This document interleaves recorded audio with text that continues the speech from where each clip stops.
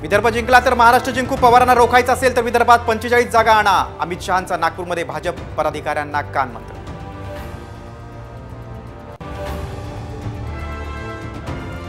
अक्षय शिंदेच्या encounter प्रकरणी CID पथकाचा तपास सुरू. घटनास्थळाची पाहणी केल्यानंतर संबंधित पोलीस अधिकाऱ्यांचा नोंदवला जबाब.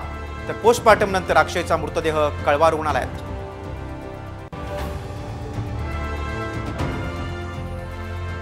एका शिंदेनी दुसऱ्या शिंदेचा एन्काउंटर केला, आता जनता दुसऱ्या शिंदेचा एन्काउंटर करेल, राऊतांची खोचक टीका. तर एकनाथ शिंदेच्या एन्काउंटरसाठी राऊतांना 7 जन्म घ्यावे लागतील, आमदार गोगावलेंचा पलटवार.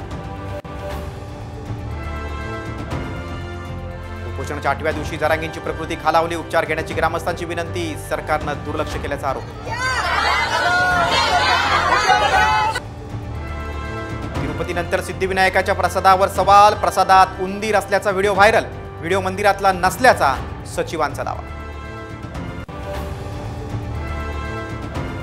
पुण्यात पुन्हा पावसामुळे दाणादाण, अलका चौकाला नदीचं स्वरूप, तर वाघोलीतल्या रस्त्यांवर गुडघाभर पाणी. कोकणसह सातारा आणि कोल्हापूरसाठी हवामान खात्याचा ऑरेंज अलर्ट. मेट्रो 3चा आरे ते बीकेसी टप्पा ऑक्टोबरच्या पहिल्या आठवड्यापासून सेवेत. तिकीट दर 10 ते 50 रुपयांपर्यंत असणार. मुंबईला मिळणार पहिली भूमिगत मेट्रो.